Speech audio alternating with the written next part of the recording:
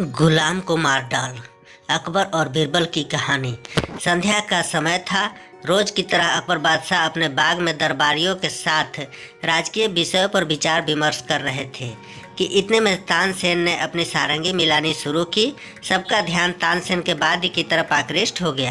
दरबार का शेष कार्य स्थगित कर दिया गया। तानसेन ने एक मधुर तान अपनी सारंगी पर छेड़ दी। उसकी मधुर गूंज से बाग के चारों तरफ बाह बाह की ध्वनि आने लगी। बादशाह अकबर आनंदमय तकिए के सहारे लेटा हुआ सुन रहा था। चारों तरफ आनंद ही आनंद छा रहा था। इसी समय नगर का कोतवाल दो आदमियों को लिए हुए वहां आया। उन आदमियों के कपड़े खून से लथपथ हो रहे थे। कोतवाल के अचानक आ जाने से वहां का रंग भंग हो गया। बादशाह झल्ला उठा और चिड़चिड़ा कोतवाल से बोला, क्या तुमको इतनी भी तमीज नहीं हुई? यह समय दरबार का नहीं है। ऐसे मन बहलाव के समय बंदियों को लाना कहाँ तक उचित था? ये कैदी रात भर हवालात में रखे जा सकते थे। कल दरबार लगने पर इनके मामले पर विचार किया जा सकता था। फिर इतनी आतुरता दिखलाने की क्या आवश्यकता थी? बादशाह की नाराजगी से कोतवाल सहम सा गया, परंतु बिना असलियत बतलाए भी काम नहीं चलते देखा। कुछ सोच समझकर उसने कहा, हे जहाँपना, इसमें संदेह नहीं कि मैं इनको कल सुबह लेकर हाजिर हो सकता था, परंतु इनका मामला पेचीदा है, जिस कारण मुझको विवश होकर इसी समय आना पड़ा। उसकी ऐसी बातें सुनकर बादशाह कुछ शांत होकर बोला, ठीक है, इनका अभियोग सुनाओ। कोतवाल ने कहा, हे जहाँपना, जब आज मैं नगर में गश्त लगाते हुए व्यापारियों के मंडी में पहुंचा तो क्या देखता हूं कि एक जगह बहुत से आदमियों की भीड़ लगी हुई है। जब वहां गया तो इस अपरिचित मनुष्य को इस नगर व्यापारी से मारपीट करते देखा।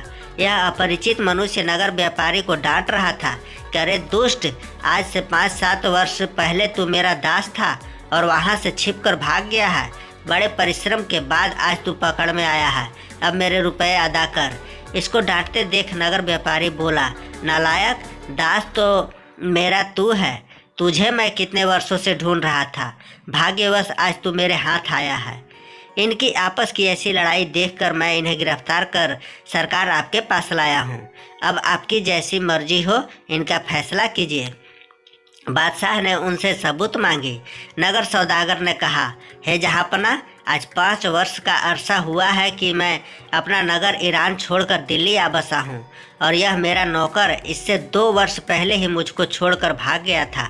आज जब मैं बाजार में खरीद फरोख्त कर रहा था तो यह भी अचानक वहीं आ पहुँचा और मेरा हाथ पकड़कर बोला, तू मेरा गुलाम है, तू मेरा गुलाम है। मेरा व्यापारी होने का सारा नगर सबूत है। जब पहला व्यापारी अपना बयान दे चुका तो दूसरा विदेशी व्यापारी बोला, हे जहाँपना, यह झूठ बोलता है, क्योंकि ईरान का व्यापारी मैं हूँ। इस शहर में मैं बिल्कुल नया नया आया हूँ, इस कारण यहाँ का एक भी नागरिक मुझे नहीं पहचानता है। यह जो इस नगर में शेर अली के नाम से विख्यात हो रहा है, यह इसका फर्जी नाम है। यह नसीबा नामी मेरा गुलाम है। पूरे 7 वर्ष का जमाना गुजरा जब मैं इसके दुकान पर छोड़कर बाहर व्यापार के लिए गया था। मौका देखकर यह मेरी दुकान पर बहुत बड़ी रकम चुरा कर भाग गया था। आज 7 वर्षों के बाद यहाँ मिला है। इनका अभियोग भी बड़ा पेचीदा जान पड़ता था। दोनों ही सौदागर के लिबास में थे और दोनों की मुखाकृति भी अमीरों जैसी थी। जब यह मामला चल रहा था, इसी बीच एक सरदार साहब आ पहुँचे और नगर व्यापारी शेर अली को कैदी की सूरत में देखकर बोले, शेर अली, यह तुम्हारी क्या हालत है? तुम कैदी की सूरत में क्यों दिखाई पड़ते हो? शेर अली को इस सरदार के आने से बड़ी तसल्ली हुई और बोला, सरदार साहब, आप भी जानते हैं कि मैं कितने वर्षों से इस नगर में व्यापार कर रहा हूँ और यहाँ का बच्चा बच्चा मुझे पहचानता है। समय के फेर से, देव की कृपा से आज मैं अपने ही दास द्वारा अभिशापित किया जा रहा हूँ। सरदार बादशाह को मुख करके बोला, हे जहाँपना, यह शेर अली आजकल का व्यापारी नहीं है, बल्कि लड़ाई के समय में इसने कई बार सरकार को कुछ रुपए भी मदद देकर राजभक्ति प्रकट की है। शेर अली की तरफ इशारा करके, शेर अली, यह तुम्हारी ही उदारता का कारण था कि मैं गुजरात से ऐसे सामर्थ्यशाली उद्यपति पर विजय प्राप्त की थी। सरकार की तरफ से तुमको अभी तक उसका कोई पुरस्कार नहीं मिला है। सरदार की इस तरफ साक्षी के बाद बादशाह खुश हो गया और कहा, शेर अली को उस उपकार का बदला चुकाया जाएगा। बादशाह ने ईरान के सौदागर की तरफ इशारा करके कहा, क्यों भाई, तुमको किसी की साक्षी दिलानी है क्या? यदि है तो उसे सामने पेश करो। सरदार की साक्षी तो नगर व्यापारी का शेर अली होना साबित होता है। ईरान व्यापारी बोला, हे जहाँपना, मैं इस स्थान पर पहली बार आया हूँ। यहाँ की भाषा तक नहीं समझता और ना यहाँ पर मेरा कोई परिचित है। अभी मेरा सामान भी बाहर ही पड़ा हुआ है। इसको यहाँ लाने में अभी कई दिन व्यतीत हो जाएंगे। फिर मैं किसकी साक्षी दूँ? हाँ, इतना ज़रूर है कि मैं दूर देश से सुनता आ रहा हूँ कि आपके दरबार में बड़ा सच्चा न्याय होता है, इसलिए कृपया हमारा उचित न्याय करें। दोनों आदमियों को बात सुनकर एक सभासद ने बादशाह से अर्ज किया, हे जहाँपना, यह मामला बड़ा ही पेचीदा लगता है। इसका फैसला कवि गंग से कराया जाए। वे वैसे मामलों को महज खिलवाड़ मात्र समझा करते हैं। बेचारा कवि गंग बड़ा घबराया और बोल उठा, हुजूर, बीरबल के रहते इसका न्याय करने की दूसरे की आवश्यकता नहीं है, अतएव इसका न्याय बीरबल से ही होनी चाहिए। वे इससे कभी इनकार नहीं कर सकते। बादशाह तो पहले ही समझ गए थे कि इसका निपटारा बीरबल ही कर सकता है। बादशाह ने बीरबल को आज्ञा दिया कि बीरबल, इस मामले को अच्छी तरह से जांच कर न्याय करो। बीरबल ने भी सहर्ष स्वीकार कर लिया। बीरबल की कार्रवाई शुरू हुई। वह दोनों व्यापारियों को पास बुलाकर उनसे बहुत प्रकार की पूछताछ की, मगर कुछ भी मतलब की बात हासिल नहीं हुई। तब उसने एक नई तरकीब निकाली। बीरबल उन दोनों सौदागरों को एक जगह खड़ा कराकर एक जल्लाद को नंगी तलवार लिए बुलाया। जब वह जल्लाद वहां आया तो बीरबल ने उससे कहा, क्या देखता है, गुलाम को अभी मार डाल। बीरबल के मुख से इतना शब्द निकलते ही जल्लाद तलवार लेकर झपटा। उसका झपटना देख नगर के व्यापारी यानी नकली शेर अली अलग हट गया। बीरबल उसकी ऐसी हरकत देख कर तुरंत ही समझ गया कि असली व्यापारी कौन है। उसने उसकी कलाई पकड़ ली।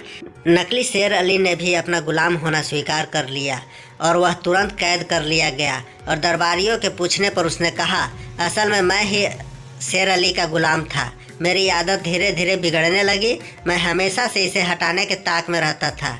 जब मेरा मालिक मुझे दुकान पर अकेला छोड़कर बाहर चला गया तो मेरी नीयत बिगड़ गई और उसका बहुत सा धन लेकर वहां से भाग निकला।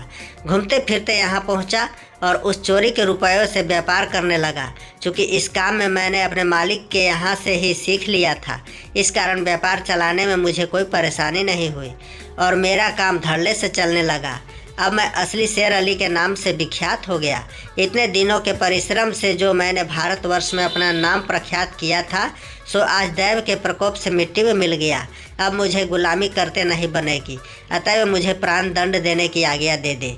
बादशाह ने शेर अली से पूछा, शेर अली, अब तुम इस आदमी को क्या सज़ा देना चाहते हो?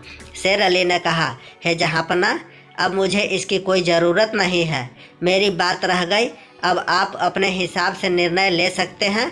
शेर अली की ऐसी संतोषप्रद वाक्यों को सुनकर बादशाह को बड़ी प्रसन्नता हुई, परंतु उसने अपना राज किसी को जाहिर नहीं किया। बेचारा अपराधी नसीबा गुलाम जीवन की आस त्याग कर एक तरफ खड़ा था।